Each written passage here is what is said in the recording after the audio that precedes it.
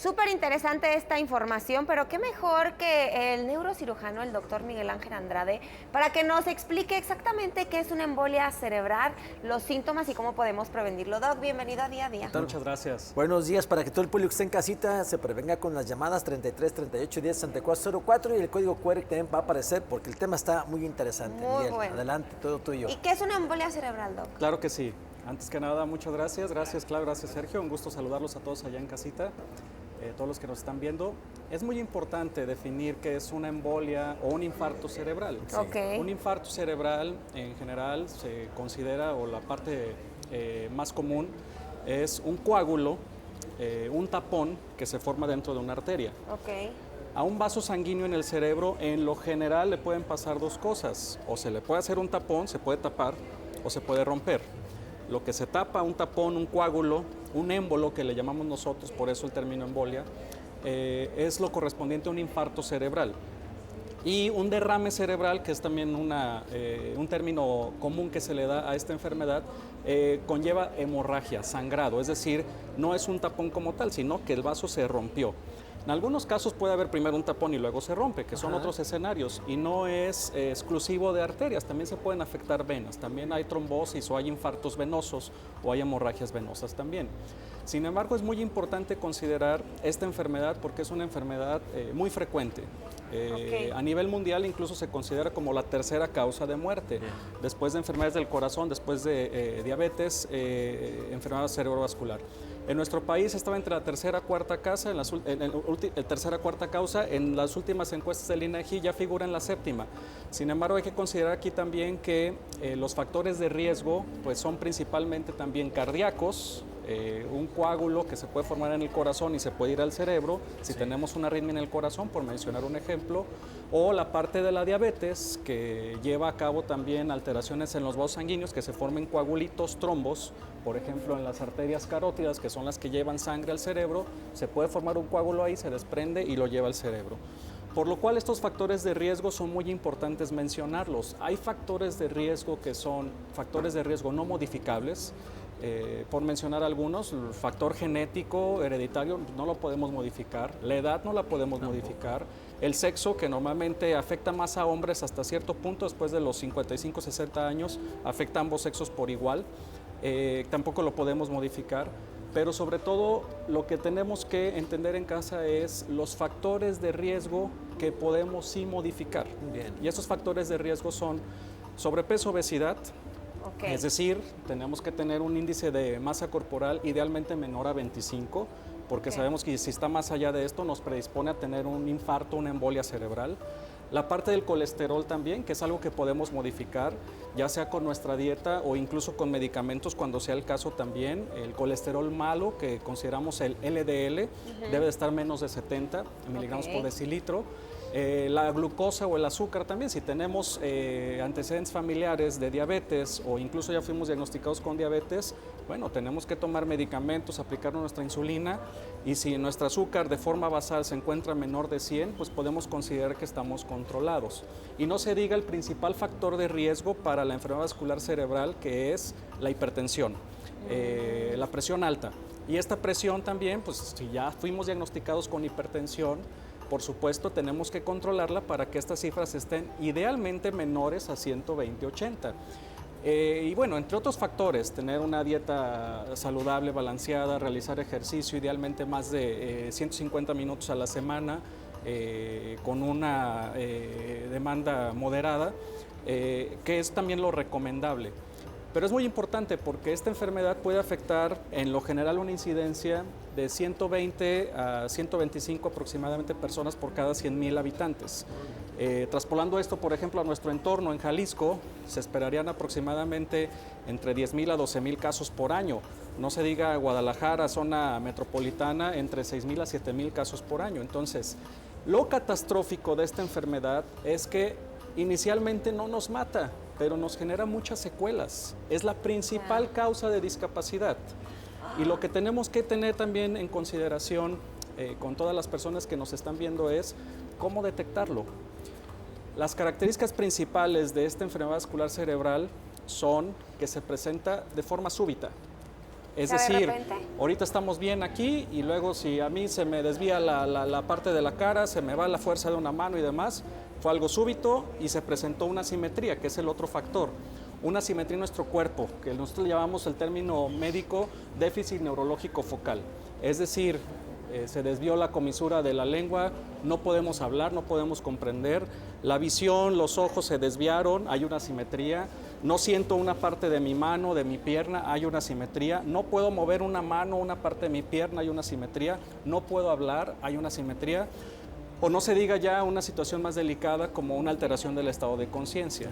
Okay. Esto se presenta de forma súbita y se presenta con estas características, lo siguiente que tenemos que hacer es inmediatamente llamar a urgencias médicas, 911, claro, para obviamente tener un traslado oportuno. ¿Por qué razón?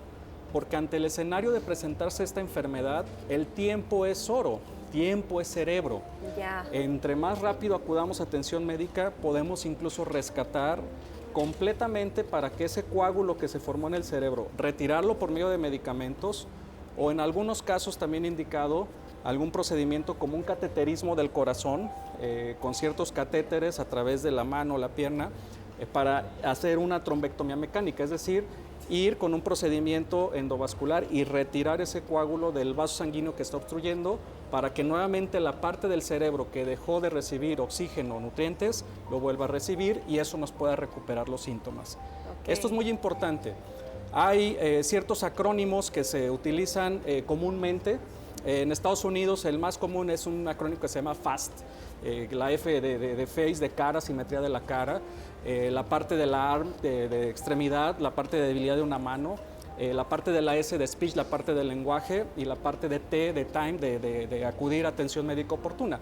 Aquí en México hay varias, la más común que se utiliza desde el punto de vista de salud pública es camaleón, en lo cual les hace referencia a lo mismo, cara, asimetría de la cara. La parte de la MA, la mano, que hay una asimetría o una pérdida de fuerza de la mano. La parte del L o L lenguaje, correspondiente a que hay una alteración del lenguaje en comprender o hablar.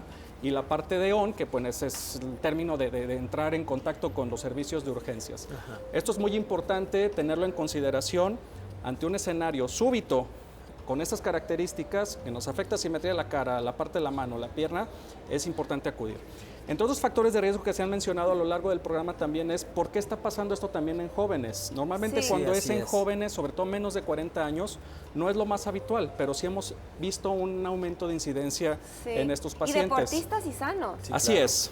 La principal causa es alteración cardíaca, o se le llama cardioembolismo, por una arritmia cardíaca, porque en algunas ocasiones no se tuvo el entrenamiento adecuado y el día de mañana, el día de mí se me ocurrió correr un maratón y me puse a correr un maratón sin un entrenamiento previo. Eso puede tener consecuencias cardiológicas y neurológicas, por supuesto, y al cerebro también, no se diga. Esto por mencionar algún ejemplo. Y la otra situación también es el abuso de sustancias, tanto lícitas e ilícitas, incluso medicamentos, por ejemplo, para bajar de peso, anfetaminas. Uso y abuso de esto se puede asociar con infarto cerebral. Órale. Bebidas energéticas, también su uso y abuso se puede asociar a enfermedad vascular cerebral en pacientes jóvenes. Y no se diga drogas también, sobre todo claro. lo más común que es la parte de los simpático-miméticos, cocaína por mencionar algún ejemplo, que es la que se asocia también a este tipo de problemas. Son bien fiesteros, pero también son deportistas, entonces ahí están las consecuencias. Empiezan a llegar ya preguntas del público, obviamente. Dice María Cervantes, de 71 años, ¿por qué todos los días por la mañana me mareo? Apenas me despierto y empieza a doler la cabeza. Bien, un dolor de cabeza que nos despierta, es decir, que hay cierta alteración ahí para que nos quite el sueño y sobre todo es en las primeras horas de la mañana, sí tenemos que ponerle especial atención porque lo consideramos una cefalea atípica, no es lo más habitual, sobre todo si es algo crónico, sí recomiendo particularmente para esta persona acudir a atención oportuna para descartar que no sea alguna otra alteración delicada, ¿no? Así es, seguramente se tendrá que hacer escaneo por tomografía o resonancia para valorar cuál es la causa. Si hay una causa primaria o una causa secundaria de esos síntomas que está presentando, pero sí es importante. Por aquí dice, soy hipertensa y justo hoy en la madrugada sentí la cara y el brazo del lado izquierdo entumido. ¿Puede ser síntoma de embolia? Sí, puede ser. y por eso es importante, porque en ocasiones nos puede dar ciertos avisos, premoniciones, pródromos, esos síntomas, se me entumió la mano, la pierna, la parte de la cara, y luego ya se quitó. En algunas ocasiones puede pasar así, son avisos. Hay una entidad que se llama ataque isquémico transitorio, como su nombre lo dice, es transitorio. Normalmente los síntomas duran menos de 24 horas y en algunas ocasiones hasta algunos escasos minutos o horas, en los cuales se pueden presentar esos síntomas. Incluso hasta pérdida de fuerza, dejé de hablar, pero luego ya me recuperé, ya me sentí bien, pues sigo con mi vida normal. No, hay que acudir a atención médica porque se van a requerir hacer estudios para obviamente definir el factor de riesgo cardiovascular en general, la parte cardíaca, la parte neurológica y dar un tratamiento oportuno. Hoy en día disponemos de diversos tratamientos en lo agudo, tratamientos de mantenimiento. Normalmente el tratamiento se define prevención primaria, que es que esto no nos pase, las recomendaciones que ya dimos. Si fui diagnosticado con diabetes, con colesterol, con triglicéridos, con sobrepeso, obesidad, pero bueno, tengo un buen apego a mi tratamiento y llevo a cabo esas cifras que mencionaba, bueno, estamos haciendo una prevención primaria para que no me dé una embolia, un infarto cerebral. Cuando ya nos dio, bueno, tenemos que hacer una prevención secundaria para que esto no nos pueda dar, porque en algunas ocasiones puede ser fatal. Y no solamente la cuestión delicada, catastrófica, de tener una persona que no se puede valer por sí mismo, una carga también para la parte de los cuidadores, que es algo importante, el gasto de que esta persona ya no es productiva en muchas ocasiones, su trabajo y demás, porque no se puede mover, no se puede hablar. Entonces, es la primera causa de discapacidad en el mundo. Entonces, sí tenemos que tenerlo en consideración y tomar en cuenta sobre todo la prevención primaria. Te pregunta Yolanda que si la embolia también puede dar por causa de un fuerte disgusto. Vaya, no es el disgusto como tal la causa directa, sino puede ser el desencadenante. Si soy hipertenso, no estoy controlado, diabético, no estoy controlado y tuve un disgusto, se me disparó la presión, el azúcar y seguramente eso me pudo haber llevado al infarto, pero no fue como tal la causa directa, la causalidad del disgusto, sino los otros factores de riesgo cardiovascular que sí están muy claros que son causas directas. Muy bien. Buenos días, yo soy epiléptica e hipertensa, la manejo alta. Últimamente de repente me dan dolores en las sienes y se me va hacia la frente, se me desguanzan los dos brazos, ¿qué puedo hacer? O sea, de aquí el dolor acá. Es muy importante, sí, si ya hay ese tipo de déficit, de que se pierde la fuerza, dolor crónico, mareo y demás, sí podemos tener algún escenario de enfermedad vascular cerebral o incluso alguna otra causa. Por eso en la evaluación, en la consulta neurológica, tenemos que revisar los factores de riesgo que mencionábamos, ver si estamos controlados, exámenes de sangre, estudios cráneocerebrales para valorar si hay algún factor determinante que tengamos que dar un tratamiento también en ese momento o de forma crónica. Dice por acá Armando Morales, de 69 años, hace 10 años me dio una embolia, sigo con entumecimiento y poca movilidad de mi lado izquierdo, ¿me podré recuperar? Claro, aquí es muy importante el siguiente punto de la prevención, que bueno, ya sería más una rehabilitación, más bien la parte terciaria. Es muy importante que una persona, un paciente que ya presentó un infarto cerebral y tiene secuelas neurológicas, tener una rehabilitación temprana. En muchas ocasiones estas personas se pueden recuperar de una manera funcional y hacer su vida lo más normal posible, dependiendo del déficit neurológico, dependiendo la zona, la extensión donde se dio el infarto y qué manifestaciones nos dio. Pero la rehabilitación es algo muy importante para estos pacientes. Recalcar también que en algunos casos la parte de enfermedad vascular cerebral puede ser hemorragia y esa hemorragia puede ser debida a un aneurisma, una dilatación de un vaso sanguíneo como un chichón que se le forma, se rompe y eso es incluso de tratamiento mediante cirugía. O no se diga también específicamente en una embolia masiva, grande, hemisférica, en la cual la parte de la inflamación tan importante de la parte del cerebro, tenemos que realizar cirugía también de urgencia y son procedimientos en los cuales tenemos que remover parte del cráneo, se le llama craniectomía descompresiva, para que el cerebro tenga donde expandirse y no comprometa la vida. Insisto, estos casos ya de llegar a cirugía son extremos, pero por eso tenemos que recalcar las medidas de prevención. Ok, por aquí dice, cuando me enojo siento que todo mi cuerpo se paraliza. Después no me puedo mover. ¿Esto puede ser síntoma de embolia? Habrá que revisar, vaya, si es una cuestión también emocional o alguna situación ahí que solo se presenta en ese contexto, puede ser otro tipo de manifestaciones neurológicas, pero si ya nos está dando alteraciones, esa simetría que mencionaba, de que no me deje mover, no me deje caminar, pierdo la parte de fuerza en una parte de mi cuerpo, sí es recomendable mejor acudir a atención médica y no se diga si tenemos factores de riesgo también. Okay. Dice por acá, buen día, una pregunta del doctor. El otro día tuve un mareo al grado de perder la vista ni escuchar nada y mis manos no dejaban de moverse. ¿Qué podría ser? Es la segunda ocasión que me pasa. Puede ser incluso también un ataque isquémico transitorio. También esto se puede presentar en la parte de las arterias que nos llevan la irrigación a la parte de los ojos. Y esta parte también nos puede dar una alteración súbita de la visión o nos puede también se puede ver acompañada con otras manifestaciones neurológicas como las que está presentando. Sobre todo con él, si es hipertenso, diabético, hay un antecedente de riesgo cardiovascular, sí es importante mejor acudir a consulta médica oportuna. Más vale que nos digan, estamos bien, sigue así, claro. y sigue tus recomendaciones, a no llegar ya con la parte de sin mover una pierna, sin poder hablar, sin poder comprender y ya sin mucho que hacer más que rehabilitación. Bien. Por aquí dice, yo tuve un evento manejando un autobús alrededor de 2 horas sin saber cómo llegué y mi diagnóstico fue isquemia cerebral transitoria. Es lo que mencionaba, seguramente ese infarto fue ese periodo que estuvo desconectado, afortunadamente no pasó a mayores y luego recuperó. Pudo seguir manejando. Y luego recuperó. Dependiendo de la zona donde se afectó de la parte del cerebro, saber que dependiendo de la zona, la extensión del infarto, pues van a ser las manifestaciones clínicas también que presenten los pacientes.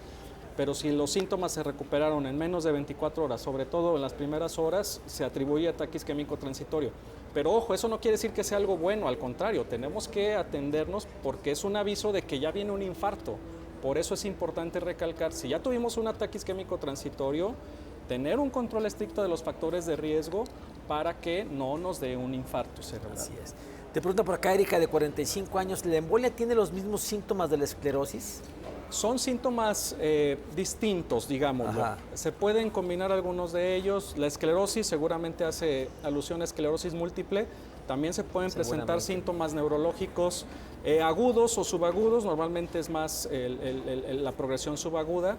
Pero un diagnóstico diferencial precisamente es infarto cerebral o síndrome clínico aislado, sobre todo en un paciente joven, ¿no? Si es una mujer joven, lo vamos a atribuir más probablemente a esclerosis múltiple hasta demostrar lo contrario. Si es un paciente adulto mayor con factores de riesgo, diabético, hipertenso y demás, pues realmente no va a ser esclerosis múltiple, se va a tratar seguramente de un infarto cerebral. Bien. Doc, ¿qué podemos concluir? ¿Qué conclusiones? Recalcar la parte de prevenir es mejor. Herramienta que tenemos a disposición, tiempo es cerebro y sobre todo recalcar síntomas de aparición súbita que sean asimétricos, que dejé de hablar, de moverme, se me desvió la parte de la boca, la comisura labial, se fue la fuerza de una mano, de una pierna, acudir a atención médica inmediata, oportuna. Y la parte preventiva que nos corresponde también a cada uno de nosotros. Si ya fue diagnosticado con presión alta, con sobrepeso, con diabetes, bueno, eso lo puedo modificar. Otros factores también que podemos modificar y no nos cuesta nada es quitar el alcohol y quitar el tabaco, que también se asocian como factores de riesgo que podemos modificar para la parte de presentar una embolia o un infarto cerebral. Ay, bueno, De pues hay que acuerdo. conservar la vida de verdad, hay que cuidar y cambiar los hábitos, que hoy es importantísimo. ¿Dónde te puede Mira, encontrar toda la doctor. gente? Digo, porque quedaron preguntas, obviamente, para que te las hagan llegar directamente. Claro que sí. Pueden buscar en redes sociales como doctor Miguel Andrade, neurocirujano, o también pueden llamar directamente al 33 24 69 7300. Muchas gracias. Así es, o aquí Con Pina Pina. le pasa el teléfono también, le puede proporcionar el teléfono. Gracias, doctor Miguel Ángel Gracias. Andrade, neurocirujano. Gracias, Continúa. Miguel. Vamos contigo, Danu. Buenos días.